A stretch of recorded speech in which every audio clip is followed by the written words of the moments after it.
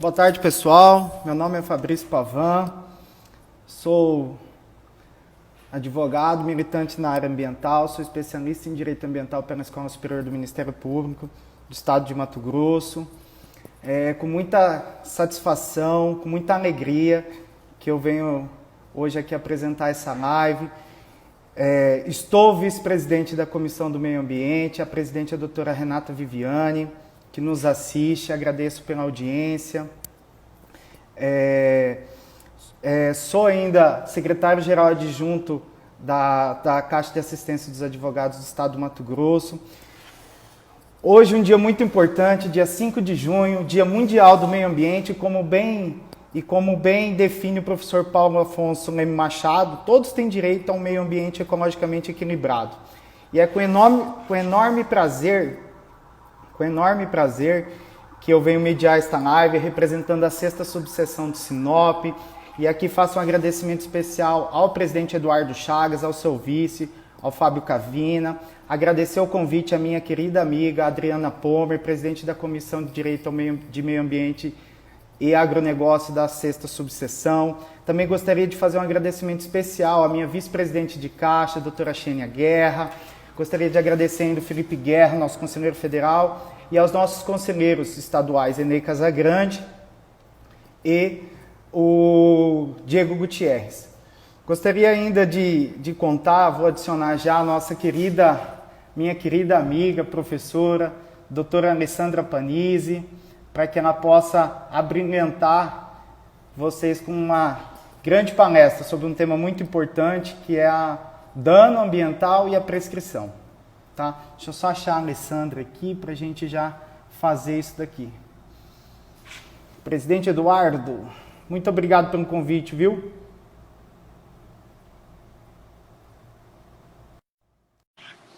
Aguardar a Alessandra aí se conectar. Agradecer ainda a presença do nosso conselheiro federal, Dr. Luiz Rabaneda, que nos assiste. Boa tarde, Alessandra. Tudo bem? Oi. Oi, Alessandra. Boa tarde. Tudo bem? Oi, tudo Me jóia? escuta bem aí? Tudo bem? Deixa eu só pedir o seguinte, eu estava ouvindo bem você e agora o som baixou completamente. Deixa eu ver o que aconteceu na hora que eu comecei a participação. Deixa eu ver se eu vou ter que pôr o fone de ouvido. Eu acho que com o fone você vai se sentir mais confortável, Alessandra. Também estou achando.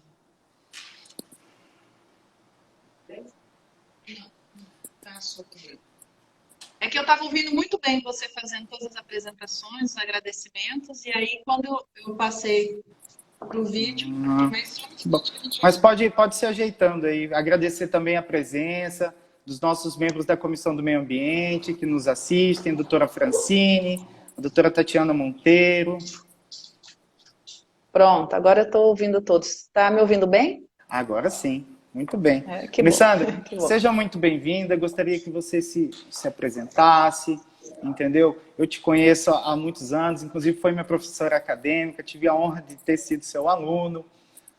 E mais do que isso, nós estivemos juntos na FEMA, não é nem SEMA, FEMA. Verdade, extinta FEMA. Que bacana. É uma grande honra hoje mediar esse encontro contigo, viu? Fique à vontade.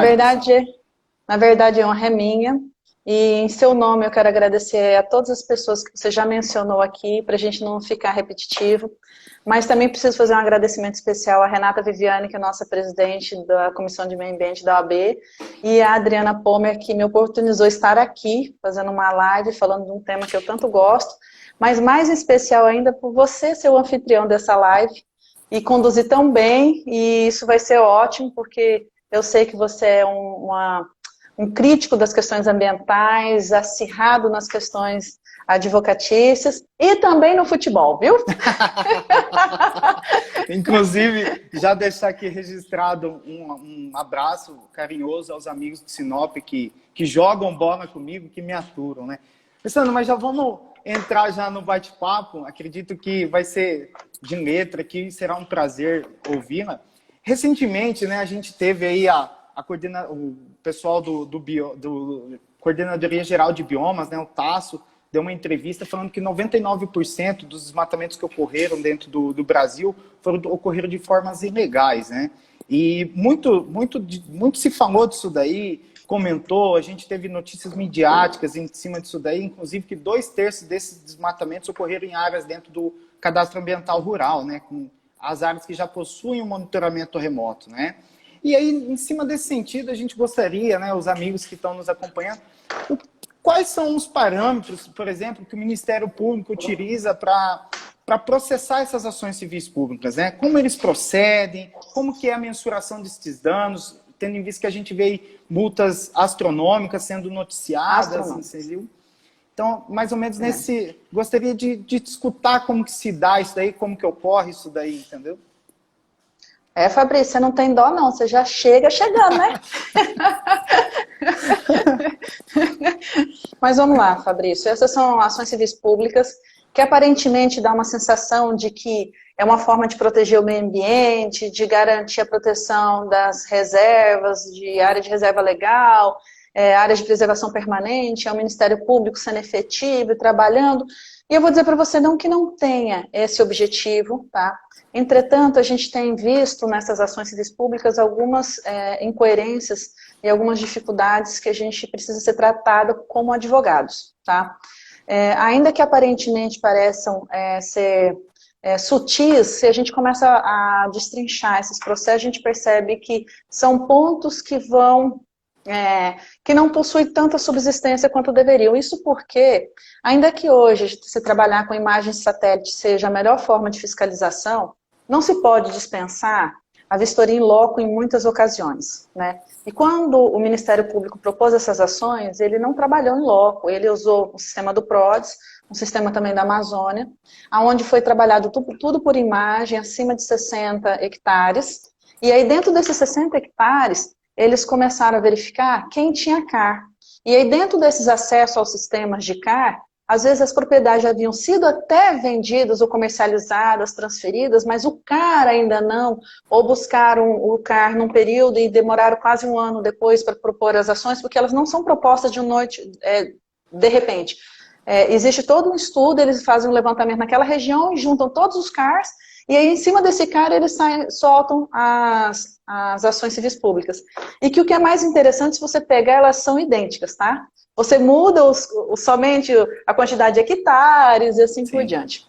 E a fundamentação parte sempre do mesmo princípio.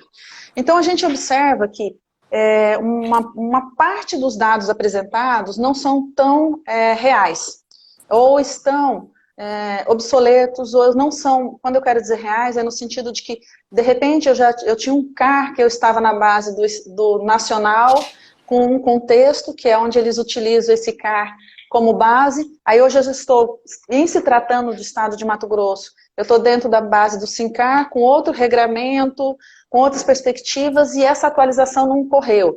A gente também percebe propriedades que foram agregadas outras ou foram repartidas porque eram muito grandes, e isso também não foi levado em consideração, nem a transmissão de escrituras e assim por diante. Então, são pontos que precisam ser considerados. E por mais que o Ministério Público, na minha opinião, tenha a boa intenção de proteger o meio ambiente, quando ele faz isso em massa, você torna essas ações também numa perspectiva em massa e prejudica aquele produtor que às vezes está hoje com um CAR novo, mais coerente, e ele vai ter que fazer toda uma defesa, ter seu empreendimento. E o que mais assusta nessa situação não é você ter que contratar um advogado, que faz parte a gente ter as defesas. Porque uma vez proposta a ação civil pública, não tem alternativa, tem que contratar para ser defendido. Porém, o que assusta a gente são os valores exorbitantes, astronômicos, da reparação de dano. E eu vou mais longe, e é justamente a nossa matéria de hoje, é que eles não só questionam a reparação do dano material, como do dano moral. E esse dano material que eles colocam numa nota técnica, eu até pedi para trazer a nota técnica, que é a 2001.00483 de 2016, ela foi atualizada em ela era de 2009, foi atualizada em 2016, já tem algumas ações com alguns movimentos também diferentes, mas eles trazem uma perspectiva, uma nota técnica única para todo tipo de situação. Ainda que eu esteja no bioma amazônico, tem localidades que têm características diferentes, peculiaridades diferentes, e eles, né, nivelaram a todos. E dentro disso nós temos, por exemplo, eles consideram que é um parâmetro mediano, e que não é real também essa média, que cada hectare deve custar 10.742. Né? Então, se você verifica isso, você começa a falar de 1.000 hectares, você tem 10 milhões em qualquer ação civil pública. E a pergunta é, como que o Ministério Público vai me mandar tomar uma medida de recuperação, sendo que isso tem que ser feito dentro do processo de licenciamento? E o meu licenciamento ainda não está pronto, o meu CAR não foi analisado ainda, ou então tem um CAR analisado e eu estou com o PRA a ser assinado, onde ele vai delimitar isso. E se eu vou cumprir o PRA, esses 10.742 hectares, R$ 42 por hectare, vale a mesma coisa? Se eu já estou pagando via PRA o cumprimento? E se não bastasse isso, eles também têm pedido valores astronômicos para valoração ambiental. E não traz qual é o método utilizado claramente. Como que se chegou, por exemplo, uma ação, essa que está aqui uma situação eles falam de 7 milhões, 20 milhões, 8 milhões. Então, como que se chega a esse parâmetro quando você considera também que eu também estou exercendo uma função social de produção? Eu não estou sendo um degradador porque eu sou uma pessoa ruim e quero simplesmente causar um dano no meio ambiente, mas eu também estou produzindo. Então, como fazer essa contrapartida, né? E aí são essas questões que... Tá tudo bem por aí? Tá. É que eu virei aqui a câmera, eu acho. Aqui. Eu estou me adaptando aqui. São dois também. Então, assim, são questões assim que fazem com que a gente, como advogado, tem que se debruçar. E o mais interessante, Fabrício, não é só debruçar no direito, não. A gente tem que tangenciar pela parte técnica, que aí tem que ter um parceiro, quando eu falo parceiro, o engenheiro da área, né? E mais do que isso, também começar a entender um pouco de direito econômico, porque eles fazem valorações econômicas e essas valorações não estão tão adequadas quanto se imagina. Então, é um momento novo para a área ambiental, se você observar, porque até então a gente não tinha esses valores tão estratosféricos. E vou mais longe, sabe o que mais me assusta? É que em liminares, tem sido concedida pelo juiz Acol liminar, indisponibilizando bem, em valores de 10 milhões, 15 milhões, 20 milhões, sem sequer ouvir a parte. Né? Então, isso é uma coisa que nós vamos enfrentar daqui para frente e precisamos estar preparados, não só preparados e com coragem, ou a gente tem que ir para o enfrentamento mesmo. Eles vão se posicionar e nós também, como advogados, vamos nos posicionar. Fazer o nosso papel, né? Fazer o nosso papel. Acredito que é o nosso papel. Ainda vou além, Alessandro. Eu acho que nós deveríamos fazer esse enfrentamento já, e aí eu sou defensor do direito, né, à ampla defesa, ao contraditório, já no inquérito, lá antes da proposição da ação civil pública. Justamente para evitar essas questões de você sofrer um bloqueio de 10 milhões já em medida liminar, o que inviabiliza muitas vezes a atividade. Porque às vezes você está lá no inquérito, ele identifica aquele dano, você, como bem colocou, a questão de você estar em regularização já, vai sanar, vai praticamente resolver, porque o que muito importa é o quê? É a reparação do dano, né? Isso mesmo. Acredito que o Ministério Público, o Poder Público, ele não tem um interesse na questão da pecúnia indenizatória. A questão o que vale é a recuperação ambiental, in natura, né? Que a gente costuma dizer, né? Eu acredito Ela que é o primordial. O primordial, exatamente. Acho que seria nesse sentido, né? E Fabrício, então falando dela como primordial, não que a gente tem que dispensar a compensação em pecúnia quando ela não pode acontecer. Mas falando nessa compensação, nessa recuperação, tá? Que é a reparação do dano integral, né? A teoria que a gente tanto discute, 2 pontos eu acho que tem que ser levado em consideração por todos nós, juristas. Primeiro, a quem cabe a competência de licenciar o empreendimento, tá? Por meio do CAR. Agora a gente vai ficar voltado para o CAR, não vou falar de LPL e LO, tá? Só para fixar bem. Sim.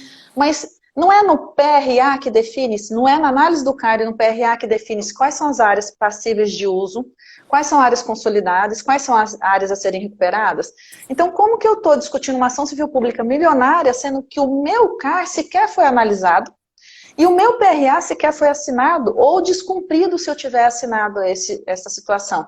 É como se o Ministério Público estivesse usurpando a competência do órgão estadual e ultrapassando. E mais interessante, que eu não vejo nas ações civis públicas ele determinando, pedindo para o juiz determinar que seja analisado o CAR. Porque se você analisa o CAR, supostamente fica definida as situações. Eu sei claramente se houve dano ou não, em que época aconteceu, tudo isso é no CAR. E eu posso até questionar o CAR, gente. Não é que não é tão simples assim, porque eu posso vir com questionamentos acerca do CAR. Mas isso dentro do CAR, eu não preciso. Agora, se eu tenho um CAR, eu tenho um PRA e eu descumpro esse PRA, aí eu entendo ser plausível uma ação civil pública. Um segundo momento, né? Exatamente, porque o CAR, né, o órgão licenciador, é o órgão que vai processar toda aquela informação. Ele tem um instrumento técnico. Lógico, respeitamos aqui toda a parte técnica que o Ministério Público, tanto federal quanto estadual, tem, mas é o órgão licenciador que faz esse processamento dessas informações, né, Alessandra? Aí a gente se depara, né, com aquelas situações que o Ministério Público acabou de publicar, né, que foram 1.023 ações civis públicas, 2.262 réus, né, e pasmem, né, eles estão apurando aquelas condutas, né, desmatamentos em si, de 2017 a 2019, e nós estamos nesse período pandêmico também, que aí teve toda essa questão midiática aí, do aumento do desmatamento, enfim. E ainda em cima dessa problemática toda, né, dessa questão ainda das ações civis públicas, né, eu gostaria de entender um pouquinho, pela sua vivência, pela sua experiência, como que ocorre esse processamento, aí esse embate, essa questão, como que você, na advocacia, você enfrenta isso daí? Com questões técnicas, com uma equipe de engenharia, como que se dá esse enfrentamento? Porque o advogado ambiental, né, Alessandra, como você bem sabe, a gente tem que entender de imagem, a gente tem que entender da legislação, nós temos que nos virar, né? Então, Fabrício, olha só, o que eu tenho tomado bastante zelo? Primeiramente, a gente fala que todas as defesas, especialmente relativas à poluição, desmate, que são condutas materiais e são ambientais e estão vinculadas a dano, tá? Precisa ter um engenheiro técnico com a gente. No caso, se eu estou falando de floresta, provavelmente um engenheiro florestal. Se eu estou falando de poluição, dependendo da poluição, eu preciso de um geólogo, um hidrólogo e assim por diante, cada um nas suas respectivas áreas. Mas uma coisa que eu acho muito importante também nesse contexto é que eu sempre mantenho no processo, essa é uma situação sine qua non, porém, permanece o engenheiro à escolha do cliente, não é nosso. O que a gente pede é porque esses engenheiros também têm um conhecimento que vão além do nosso jurídico. Então, eles complementam a nossa esfera jurídica e faz com que o nosso trabalho fique mais robusto. Agora, diante dessas novas ACPs e dessa valoração do dano, sinceramente, eu tenho visto a necessidade de entender um pouquinho de alguns conceitos econômicos. E se eu não entendo, pedir ajudas para as pessoas, porque eu volto a dizer, quando você pega uma valoração e ele vem trazendo o seguinte, olha, eu estou calculando o dano com base no que eu vou recuperar, quanto tempo eu levo, quanto tempo isso vai me trazer de um impacto, e eu chego a R$10.500 por hectare, é 10.742, vamos supor, né? Como que eu rebato isso? Também com conceitos econômicos, que ele fala de valoração. Só que eles falam de valoração ambiental, sem levar em consideração que essa valoração ambiental econômica, ela também leva o índice de bem-estar da sociedade quando ela tem alimentos mais disponíveis e ela está mais acessível a esses alimentos. E, ao mesmo tempo, você tem que analisar em cada ação civil pública dessa, discutindo esse dano, quando ele vai falando do dano e que você tem que fazer uma reparação por danos morais, esse dano moral está vinculado a uma necessidade da sociedade, correto? Tá? Porque eu estou falando de interesses difusos, e não de coletivos homogêneos, tá? Mas de direitos difusos, que atingem a todos. Mas se eu estou numa propriedade muito próxima de uma zona urbana, você concorda que essa valoração é um cálculo? E se eu tiver a distâncias longínquas de uma população, por que o meu dano, o meu conceito, o meu custo é o mesmo? Por que a minha valoração é a mesma? Olha como a gente tem que começar a fazer essas análises mais maduras, não só do mundo jurídico, de um cerceamento de defesa, o que não está claro. mas de começar a conversar com as pessoas e questionar, peraí, eu estou mais próximo ou mais distante?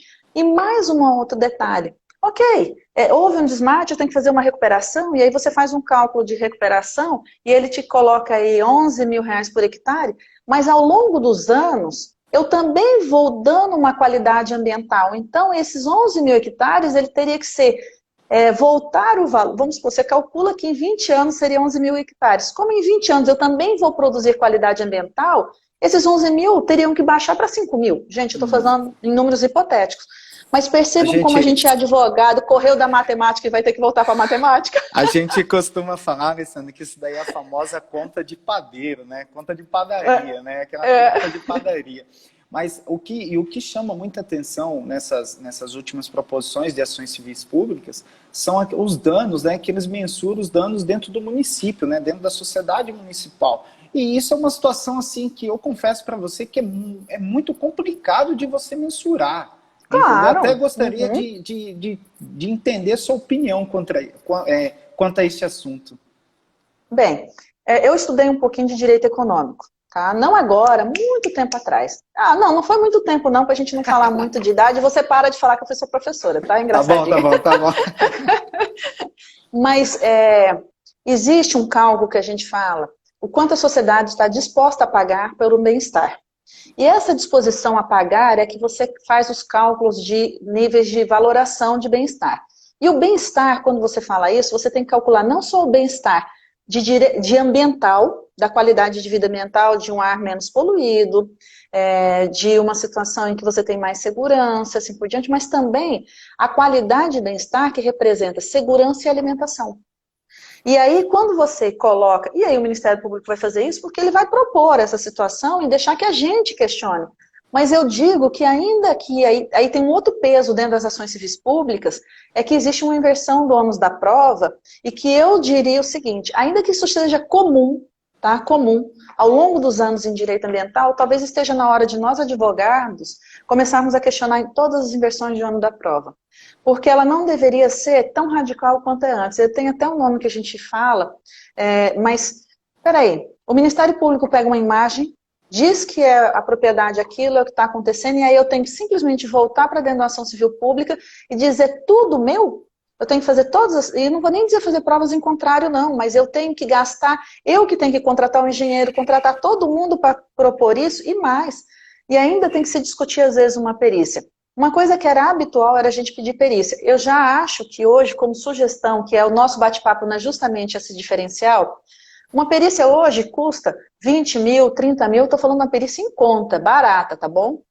Agora, se eu tenho um CAR que vai me dar toda a análise da minha propriedade, definindo claramente o que é área consolidada, o que é área passível de desmate, o que é área que é antropizada, mas pode estar antropizada, e o que é área de recuperação, por que eu tenho que discutir isso ainda numa perícia judicial se o CAR é um documento válido? A não ser que judicialmente, ou que a SEMA emita um CAR e depois revogue esse CAR.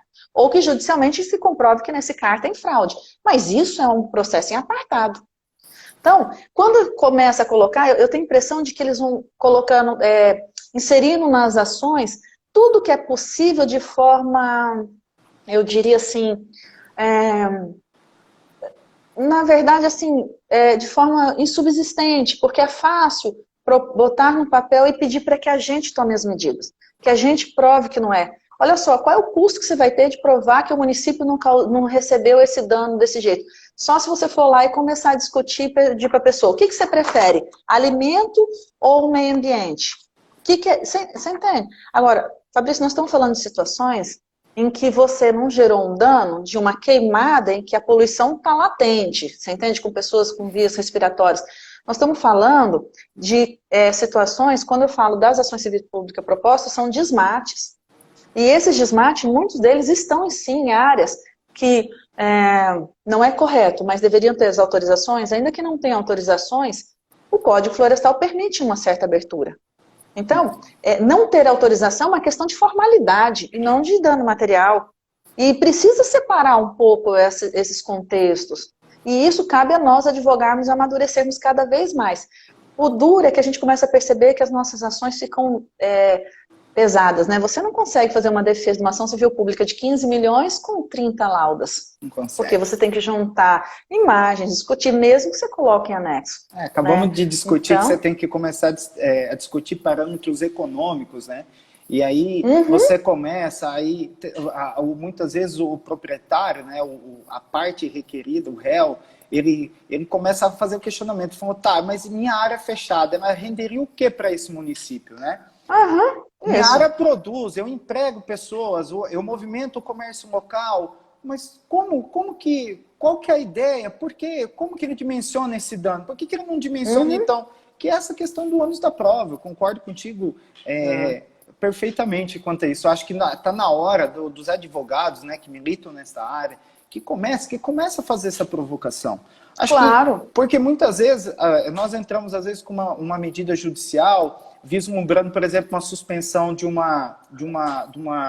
da exigência de uma multa, protesto, alguma coisa, e demonstramos, por exemplo, um hábito prescricional, que é o nosso tema ainda dessa palestra, com uma imagem do PRODES, né? Que o PRODES traz toda aquela cadeia de imagens, ano a ano e tal, e o juiz fala, olha, eu acho temeroso e tal, não vejo por aí. Aí, mas para mim é temeroso. Aí o Ministério entra com as ações civis públicas e saem todos aquelas liminares, bloqueios, enfim. Eu acho que está na hora de termos esse enfrentamento. Eu acho que, concordo contigo, acho que os advogados, nós devemos ser mais incisivos nisso. Acho que concordo, é isso mesmo. Acho que é nessa linha. Mesmo aquilo que parece sedimentado, pode ser mudado, talvez não daqui 6 meses, mas daqui 10 anos. Então, culturalmente, se a gente olha a história do direito, é só a gente lembrar, saindo um pouquinho do direito ambiental, que no passado, o filho fora do casamento não tinha direito, hoje ele tem direito. É só a gente lembrar que casamento era só entre homem e mulher. E isso era uma coisa que jamais as pessoas admitiriam uma mudança, e hoje nós estamos completamente mudados. Então, mas isso só vai ter força se nós, advogados, 1, 2, 3, 4, 5, 10 mil fizerem. Então, para mim, tem que, relativizar o ônus da prova. Essa é a minha opinião. No direito ambiental tem que começar a relativizar o ônus da prova. Está na hora de termos esse enfrentamento. Até, Alessandra, fazer um parênteses aqui, agradecer ao pessoal da diretoria da Caixa, né, qual eu faço parte, a Jamila e a Clarice, e elas até elogiaram a sua Mulher Maravilha, que está atrás de você aí. Elas gostaram muito. E isso representa a gente. Clarissa e Jamila já estão muito, muito felizes em ver a Mulher Maravilha ali.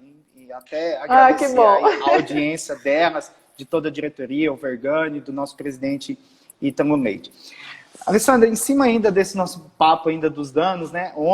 Na data de ontem, né, o governo do estado do Mato Grosso recebeu uma nota recomendatória do Ministério Público, né? Nós até discutimos isso a nível de comissão, enfim, eles estão trazendo, né, a data do período proibitivo para o dia 5/6 até o dia 30/10, né? Sabemos que as queimadas, ainda mais nessa época pandêmica, muita questão de saúde, o Covid é bem na questão respiratória em si, enfim.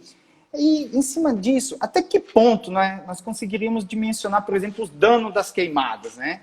Como você vislumbra esse cenário, por exemplo, da responsabilização do Estado, visto que muitas vezes a gente vê que os incêndios, né, as grandes queimadas, originam-se dentro de assentamentos, dentro de uma terra indígena, né?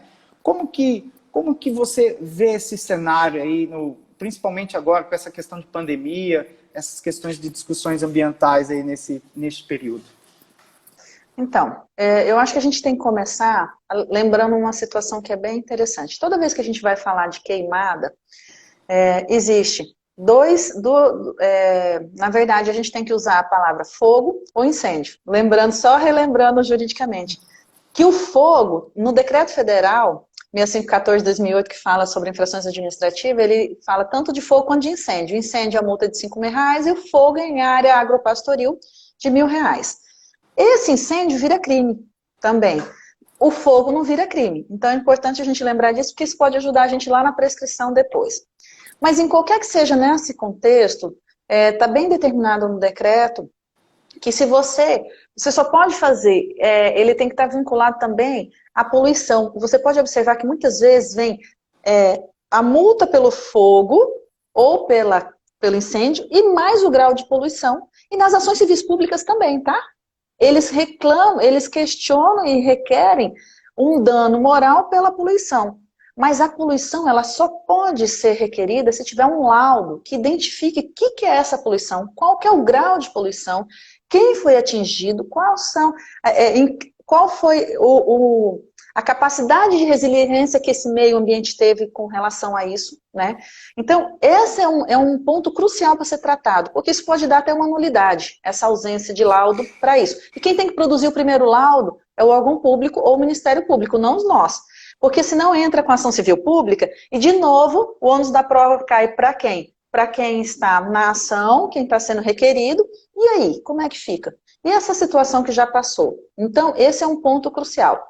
Agora, em relação ao Estado, terras indígenas, eu acredito que uma grande justiça foi feita com o advento do nosso Código Florestal, a Lei 12.651, de 2012. Não, aonde deu um branco, desculpa. Aonde ele vem dizendo que quando existe fogo, ele só pode lavrar auto de infração, não está escrito igualzinho estou falando, mas essa é a interpretação, se ficar provado o nexo de causalidade da origem.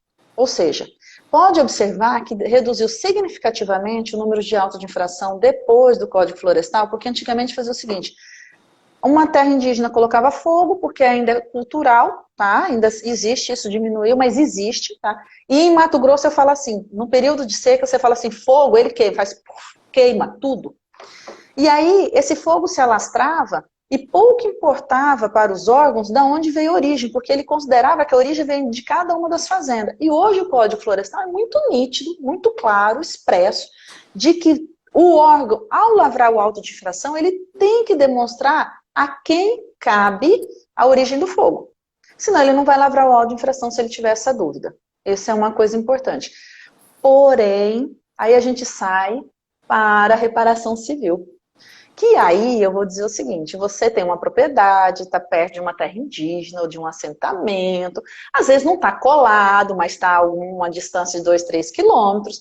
Acontece de eles colocarem um fogo, perde o controle desse fogo, ainda mais num período se estiver muito seco, com vento, não tiver aqueles cuidados necessários, ou as autorizações que agora nem vai ter mais, né, nem pode agora, e esse fogo se alastra e passa na sua área de reserva legal. Com relação à multa, não há porquê o órgão ambiental te multar, porque a origem não nasceu dali, mas a sua área de reserva legal se degradou. Bem, se a gente parte desse princípio da reparação integral do dano, não tem como fugir da regra, que é a sua obrigação de reparar o dano permanece, né? Isso não dá para fugir. O que eu vou desejar é que você não tenha uma ação civil pública em cima disso, que você tenha um banco de sementes razoável para ele rebrotar e voltar, né? Isso acontece com mais facilidade no cerrado, na floresta com menos, mas que ainda o nosso direito exige a reparação integral do dano no cunho civil, tá? Tá ok. Alessandra, só para a gente continuar desculpa, agora... você me perguntou qual é a responsabilidade do Estado nessa situação. Isso. Na verdade, dependendo do assentamento, a gente vai ter que discutir se o assentamento já está totalmente entregue ou não para os particulares, porque, né? Mas eu diria o seguinte, eu gostaria muito que a gente tivesse proposições de ações do Ministério Público contra o Estado, exigindo que sejam feitos mais aceros, mais cuidados e assim por diante. Mas a gente sabe que isso nem sempre é viável. Eu falo assim, a minha filha tem 12 anos e como ela tem uma advogada dentro de casa, né? Então para ela tudo é assim, tudo que dá errado ela vai processar. Mas a gente aprende, e quando a gente está fazendo faculdade, tudo que vai dar errado a gente vai processar, mas a gente aprende ao longo dos anos que nem tudo vale a pena o processo, né? Então... Pelo falar, né, da sua filha, futuramente teremos uma colega, viu, Alessandra? Será? Confesso que eu estou deixando ela tomar a decisão, porque é uma profissão interessante. É interessantíssima, eu amo a advocacia. Eu também. Para trocar um feedback com os nossos participantes, acabei de passou aqui na nossa timeline uma situação da questão do uso, da utilização de imagens temporais, né? Acredito que sejam as dinâmicas de desmatamento, acredito, né? Acho que sim. São as dinâmicas de desmatamento, acredito, e te falo com muita clareza que todo advogado que milita na área ambiental, ele necessita, tratando-se de tema de desmatamento, em explorações, né, florestais, qualquer degradação no âmbito florestal, tratando de flora, é necessário você ter esse tipo de informação. Acredito que você não vai conseguir desenvolver um bom trabalho sem ter essas informações em mãos, né? Acredito que nenhum advogado ele vai falar assim, não teve desmatamento sem ele ter a ciência disso daí. Porque senão a tese fica muito É alegar rasa, e não provar. Exatamente. É alegar e não provar. Exato. E lembrando, Fabrício, que a imagem tem que ter ART, senão não tem validade. Tá? Exatamente. E uma outra coisa interessante que já tem sido questionado a gente também utiliza fotos.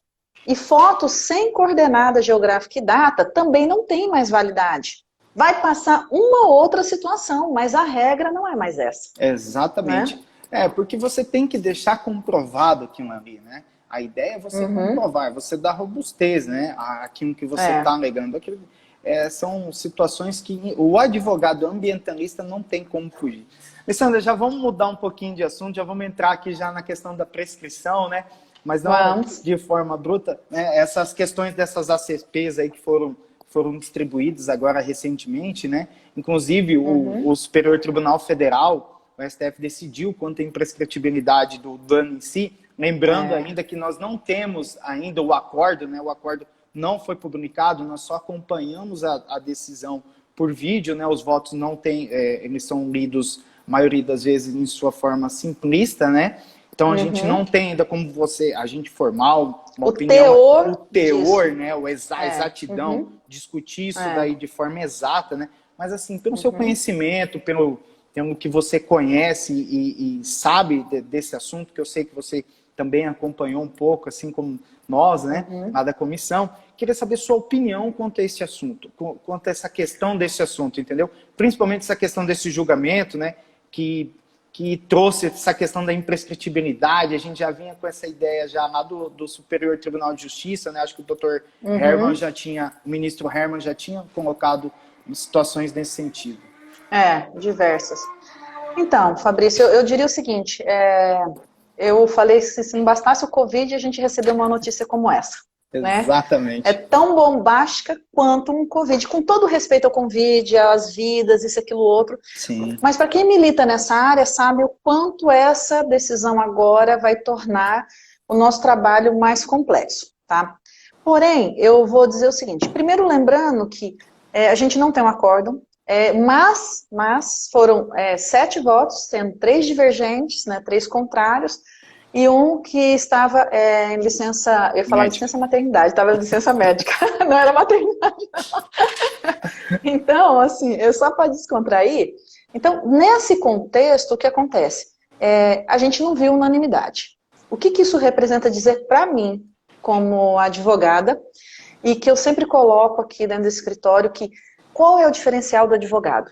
É ele acreditar que ainda que exista uma interpretação hoje sobre determinado assunto, e vamos falar de imprescritibilidade do dano, é ele acreditar que isso pode ser mudado ao longo dos anos. Ele só não pode ter ingenuidade que vai ser mês que vem. E nem que ano que vem. E talvez nem daqui 2 anos. Mesmo porque talvez o STF só venha ter sedimentado uma decisão do STJ, uma não, diversas, de que ele já vinha, o STJ já vinha dizendo isso em casos individuais, tá? Porém, agora nós temos um efeito mais pesado. Nós temos a Suprema Corte falando sobre isso. A gente não pode ignorar isso. Entretanto, eu estou muito curiosa para ver quais são os votos contrários, porque nós temos que fazer o quê? Nos amadurecermos nesses votos, e quando nós tivermos que defender uma ação civil pública, a gente utilizar aqueles argumentos e torná-los mais maduros para que talvez daqui 10 anos haja uma mudança. Ou haja uma flexibilização dessa mudança, certo? Porque o que nós estamos tratando ali, igual outras pessoas me questionaram lá na comissão, nós estamos falando da imprescritibilidade do dano, da reparação do dano, onde é obrigatório ter aquela reparação, ou nós estamos falando de uma indenização em relação a isso? Ou mais do que isso, esse dano, quando você torna ele imprescritível e que você vai mudar naquele local, será que o meio ambiente já não fez a adaptação necessária e ainda precisa ser alterado? Então, olha os riscos que a gente tem quando você generaliza essa situação. Mas o fato é que ela está generalizada e ninguém pode ignorar. E como é que a gente muda isso? A gente muda com o tempo. Volto a dizer, antigamente, casamento era só entre homens e mulheres, hoje não mais, ainda bem. E isso quer dizer que hoje nós temos uma decisão recente do STF, mas daqui 10 anos nós podemos ter outras decisões, porque nós vamos ter novas tecnologias, novas situações, novos direitos que vão mostrando para isso. E como que a gente muda? É hoje aqui no Gisacó. Um por um de nós, quando formos defender uma ação civil pública, um dano, não admitir a imprescritibilidade, não é ignorá-la. É dizer que ela existe, que o STF decidiu, mas que a gente entende que é contrário. E deixa subir, uma hora a gente vai achar alguém que tenha voz e nos represente. Exatamente. Então, eu não vejo forma diferente de fazer. Eu não vou desistir. Claro que existe uma outra discussão que é qual é o tempo dessa imprescritibilidade? Né? Qual que é esse tempo da... Então, uma coisa é a gente falar do dano que precisa ser reparado, uma área de preservação permanente, que a manutenção dela degradada continua gerando um dano ambiental. Aí você vai olhar a área de preservação permanente como um todo dentro do município, o que que faz com isso? Né? Então, mas aquela reparação, eu já reparei o dano, e aí você ainda tem que pagar um valor, que é aquele dano moral.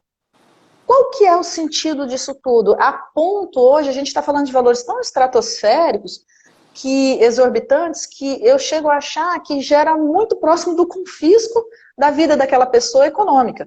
Porque ela, para fazer isso, muitas vezes, quando você pega uma fazenda, às vezes são 15 milhões de indisponibilidade de bens, e aí a fazenda vale 10 milhões. Certo? Então, são pontos assim, eu volto a dizer, do mesmo jeito que a gente tem que relativizar o ônus da prova, tá? Eu acredito que a gente tem que começar a discutir isso. Agora, por favor, não pode ser a base da sua defesa. Não tem como ser a base da defesa mais, a imprescritibilidade. Acredito que seja uma semente, né, Alessandra? Acho que nós precisamos ir plantando isso, cuidando disso, deixar... uma hora ela vai render um fruto, né? Isso, concordo. Nós precisamos tocar. Até como bem dito, né, a gente já tinha ressaltado isso, nós não temos ainda o acordo, então nós não temos o voto divergente.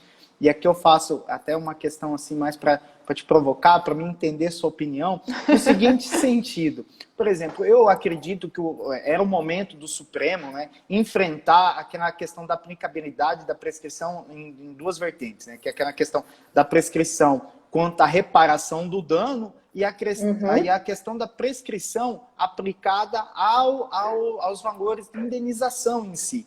Entendeu? Eu achava que era o momento, achava que o Superior Tribunal iria fazer este enfrentamento, enfim. Seria mais razoável, né? Mais razoável, lógico. E aí eu até que gostaria de obter sua opinião pessoal, lógico. Isso daí, como que você vê a questão da prescrição, né, aplicada, tanto a questão de reparação de dano, quanto a questão da indenização em si? Então, Fabrício, eu ouvi esses dias o Paulo Bessa, Antônio fazendo não era uma live, era alguma... Daí correu até lá dentro do nosso grupo, e eu achei muito interessante quando ele falou assim, que ele conceitou dano ambiental próprio e impróprio. Então, e aí eu preciso entender se é isso que a gente quer chegar. O que ele chamou de impróprio? Aquele que, quando o meu dano gera um prejuízo econômico a terceiros. Então, vamos supor, romper uma barragem de água, e aí ela entrou na lavoura de um produtor rural, correto? Qual é o custo dessa lavoura? Quanto que ele teve de prejuízo? E aí, dentro desse prejuízo, ele tem que ir para o Código Civil, que é um dano prescritível, o que ele está ali. Agora, ele também tem um entendimento de que, quando se trata de dano ambiental, que seria, além da lavoura, ele poluiu um rio, e esse rio, por um momento, por algum tempo, ele levantou aqueles resíduos, e aí tornou a água menos oxigenada, então morreram alguns peixes, vamos supor, alguns peixes, espécies, assim por diante, e foi possível identificar, tá? Foi possível identificar isso. Eu tenho uma reparação de dano do corpo hídrico, que às vezes eu não tenho que fazê-lo mais, porque ele se diluiu, e aí você vai lá e verifica o que foi.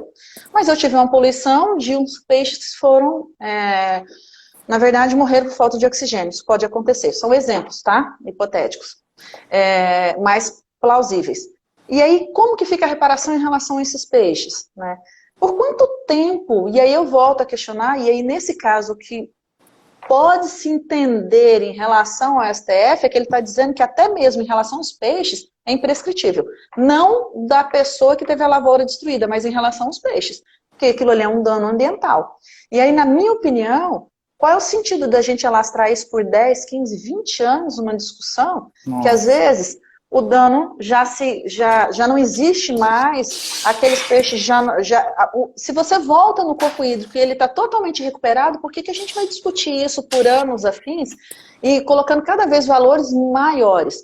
Então eu volto assim, eu acho que um ponto que precisa ser levantado também não é só necessariamente a prescritibilidade do dano, não, mas os valores que são hoje requeridos. São valores impagáveis, sabe? Ainda quase que eu um respeite... confisco, né? É quase um confisco. Né? Uhum. Alessandra, só vou adiantar um pouquinho, nós temos ainda mais uns 15, 17 minutos de live, o papo tá tão bom que... Você vai falando aí, porque tá eu vou embora. Viu? E, Alessandra, só assim, já mudando, indo para a prescrição propriamente dita, né? A questão da prescrição hoje tratada dentro dos órgãos, né? Tanto do IBAMA quanto da SEMA, e aí já dentro do processo administrativo, o IBAMA ele se orienta em cima do artigo 21 do 6514, né? E da orientação jurídica normativa 06/2009. Já a SEMA trabalha em cima do decreto federal, do decreto estadual 1986/2013, né? Como que você vê essa questão, essa divergência da aplicabilidade do dano em si, né? Lembrando, né, que das maiores dificuldades dentro da prescrição é a questão já na prescrição intercorrente, que é aquela questão dos atos inequívocos, que interrompe a prescrição. E aí existe aquela dificuldade do órgão em reconhecer a prescrição intercorrente. Certo. Eu acho que então, só vamos rememorar um pouco. Nós temos então, na via administrativa, duas prescrições. A punitiva e a intercorrente. Tá? Exato. A punitiva é aquela que você tem uma quinquenária, tá? Não necessariamente, vou abrir um parênteses aqui, não necessariamente, daqui a pouco a gente fala, mas que são dois exemplos. Vou falar de desmate porque nós estamos falando bastante disso hoje, tá? Sim. Um desmate em 2010, o órgão ambiental que toma conhecimento, ele tem até 2015 para lavrar o auto de infração.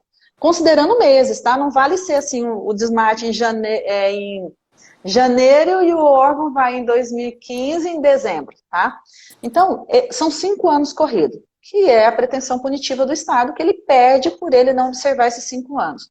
Mas a mais discutível, que mais a gente tem visto acontecer atualmente, porque já que tem muita imagem satélite, cara, essas coisas, esse lapso temporal tem diminuído, tem sido menos, como é que fala, o órgão tem visto com mais frequência, é quando lavra-se o auto de infração, tá? E a punitiva diz o seguinte, você tem 5 anos até a decisão recorrível para que haja uma decisão.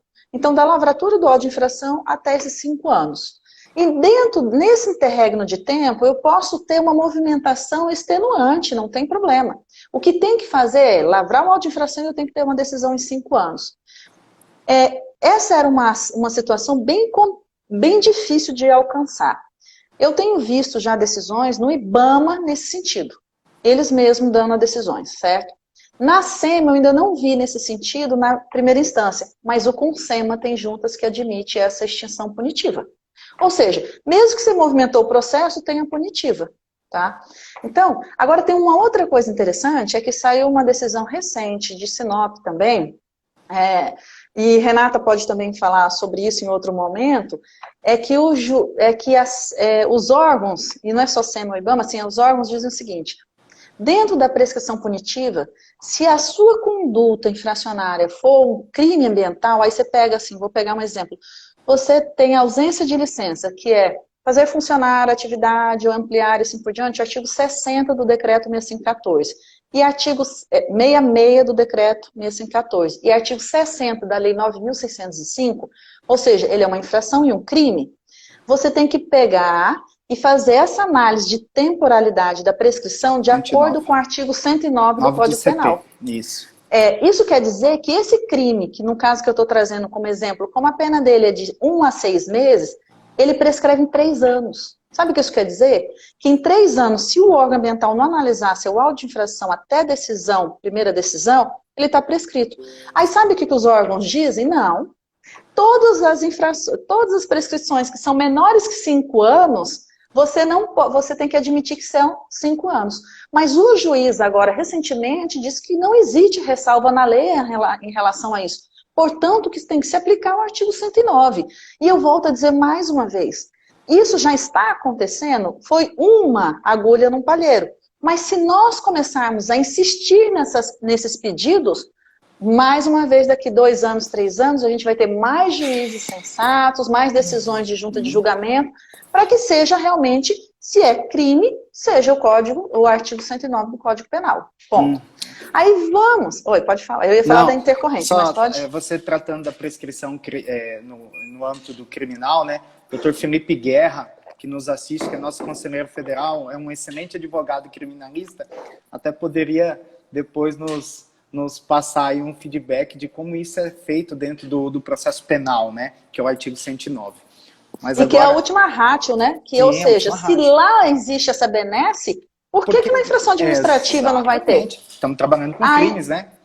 E ainda mais que o objetivo das infrações administrativas é mudar comportamento, não é arrecadação para os cofres. Exatamente. A gente tem que mudar essa perspectiva, o órgão tem que mudar essa perspectiva, né? Exatamente. Agora, falando eu gosto de falar mais da punitiva, que ela é mais, a gente tem mais sucesso nela. Quando a gente fala da intercorrente, que é aquela no prazo de 3 anos, um processo parado, eu confesso que tenho visto bastante colegas, nós aqui, assim por diante de discussão na Comissão de Meio Ambiente da OAB, com dificuldade de obter a intercorrente. Só consegue a intercorrente quando é aquela que o processo ficou literalmente parado, não movimentou nada. Mas a lei não diz que é isso, ela diz que a única coisa que vai interromper uma prescrição intercorrente são atos inequívocos para o julgamento do processo. Ou seja, vamos lembrar como é que funciona um processo administrativo rapidamente? Eu tenho uma audiofração, eu faço uma defesa, e aí dentro dessa defesa, a SEMA ou o IBAMA, vendo que eu juntei imagens que geram dúvida, ele pode diligenciar. Ele diligencia pedindo mais informações, interrompeu, porque realmente isso muda o seu processo. Aí ele faz isso, abre para a gente fazer, discutir esse laudo, aí, ok, segue mais um pouco, fica parado um tempo, aí ele pede uma certidão, para que essa certidão diga se tem ou não reincidência, outros autos de infração, assim por diante. Isso interrompeu? Interrompeu. Aí, vem alegações finais. Só que o que a gente, até então, se vem alegações finais, a gente apresenta uma decisão, eu não vejo em nenhum momento uma imprescrição intercorrente. Mas vamos pegar esse mesmo processo e mudar um pouco o cenário? Eu vou lá, eles fazem a diligência, apresentam, a gente faz porque a gente contesta a diligência, eles abrem prazo para a gente fazer, sem ser alegações finais muitas vezes, tá? Sim. Aí ela vem, quando está faltando assim, 10 dias, o órgão ambiental vem e pede uma certidão de agravamento da pena. Exatamente. Tá? 10 dias. Por que ela não pediu 6 meses antes? Exatamente. 1 ano antes para eu ficar mais confortável? Aí vai aquela certidão, ela aparece 10 dias antes do próximo 3 anos. E muitas vezes ele pede essa certidão e esse processo volta a aguardar, né? Aí fica, né? Mais 2 anos, isso. 11 meses e 40, sabe? E 25 dias aí aparece a certidão. E tem mais. Um outro ponto que eu tenho debatido e peço para vocês debaterem também, para a gente mudar essa percepção, a AR, ela considera que a juntada de AR ao processo interrompe a prescrição. Como assim? Se o AR nunca retornar ao processo, o processo é nulo? Porque se for assim, então vamos pedir um monte de nulidade. Agora, o AR não faz, o AR dá ciência a você, e você tem 20 dias úteis hoje, porque antes era corridos, para protocolar a defesa. Acabou. Se ele voltar ou não no processo, o processo tramita normalmente. Então, a AR não tem sentido servir como interrupção, ato inequívoco. E mais, eu gostaria de pedir o seguinte, eu acho que a gente tem que reclamar no processo, ainda que a gente não leve, essas certidões que aparecem 5 dias antes da prescrição. E não muda em nada o processo continua parado por mais 2 anos, mais 3 anos, e de novo. Então, o que se quer com isso? É prolongar uma situação? Ou então, mas a administração pública não tem lastro para tudo isso. Bem, cada um tem que ter os atos, cada ato tem uma consequência, ela tem que se organizar nesse sentido. Ou abrir mão. Mesmo porque, eu volto a dizer, Se a atitude do cliente, desculpa, do processo ali, ele tiver cuidado da questão ambiental, já tiver resolvido assim por diante, qual é o problema de você prescrever dentro do que é uma legalidade da prescrição? Porque eu volto a dizer, a infração administrativa não serve para arrecadar fundos ou dinheiro para os cofres públicos, ela serve para mudar comportamento das pessoas. E quebrar as pessoas financeiramente não muda comportamento, gera ódio, gera sensação de injustiça, de revolta. Enfrentamento. Enfrentamento. Tudo que nós não precisamos nesse momento são esse tipo de atitudes, esse tipo de inflamação, né, Alessandra? Alessandra, acho que nós já vamos encaminhando aí para os 5 minutos finais, mas antes eu queria só te dar uma apertadinha naquela questão do decreto... Mais? Que isso? Só uma letra, uma alma aqui. O Decreto Federal 20.910, que é aquela prescrição dos 5 anos, porque ela confunde muito com aquela questão da prescrição quinquenal, né? E a gente vê muitos colegas fazendo esse tipo de confusão e, muito embora, está muito delimitado em cima da súmula 467, né? Eu costumo dizer que o Decreto 20.910, ele fica mais fixo dentro de uma execução fiscal, enfim. Mas eu gostaria de entender como que você vê essa situação aí, e aí a gente já encaminhar para o final. Acredito que nós temos mais uns 3, 4 minutos, Alessandra. Só? Então vou ser bem rápida, quase impossível. Primeiramente, assim, eu praticamente não utilizo esse decreto, a não ser que esteja numa lei de execução. Lembrando que esses 5 anos que ele tramita é quando tem a decisão administrativa, ela foi homologada, gera CDA. Tem que gerar CDA, se não gerar CDA, não começa a contar o prazo. E aí você tem 5 anos para propor a ação de execução. Não propôs, perdeu o direito dessa proposição. De novo, eu estou dando uma prescrição. Agora, eu também quero mencionar o seguinte, existe um porém. É que quando você... existe uma ação de execução, lembre-se que lá eu não tenho prescrição intercorrente, no momento em que nasce a execução fiscal, e a prescrição não são 5 anos, são 6 anos, porque se a pessoa não for citada em 1 ano, não for citada logo, o juiz suspende o processo por 1 ano e automaticamente, depois de 1 ano, ele volta a valer por mais 5 anos. Mas, se nesse interregno de tempo deu 5 anos e 11 meses, conseguiu o Bacenjude de um valor que seja razoável, a prescrição interrompe e começa tudo de novo. Então, corremos um risco enorme de ter uma prescrição ad eterno, ou um processo ad eterno, nessa situação. Alessandra, nós temos 1 minuto aqui, menos de 1 minuto e meio. Ai, meu Deus. Eu gostaria muito de agradecer a sua disponibilidade e nos abrilhantar com sua fala, agradecer a 6ª subseção de Sinop, ao presidente Eduardo Chagas, ao vice Fábio Cavina, a toda a sua diretoria, ao Felipe Guerra, a Xênia, a todo mundo que nos acompanhou, e a você, Alessandra, a você, a Renata Viviane, que me oportunizam momentos como este. Momentos que, quando eu era estagiário lá atrás, eu nunca imaginava que um dia eu poderia estar aqui conversando, debatendo com você aí, um tema que eu aprendi com você, com o professor Batilde Abdala, entre outros, com o César Augusto, com o próprio Flaviano Tax, que está aqui nos assistindo. Muito obrigado e deixo aí para você fazer as suas considerações finais. Bem, eu vou tentar fazer o mais rápido possível. Eu agradeço a todos em nome do Fabrício, para eu não repetir. Quer dizer que eu confesso que eu estava super nervosa, super nervosa dessa live, porque a gente quer passar tudo, conversar tudo, mas foi assim, uma coisa muito agradável. Eu fico à disposição de todos, tá? E pedindo mais uma vez, agradecendo a comissão que tem tido umas discussões fantásticas, como nós estamos amadurecendo nas discussões, tá? Uma comissão fantástica, parabéns a todos da comissão, obrigada pelo apoio, obrigada pela oportunidade, tá? E, gente, gratidão, fiquem bem e estamos aqui para orientar. Gratidão, Alessandra. Gratidão. Boa tarde. Boa tarde.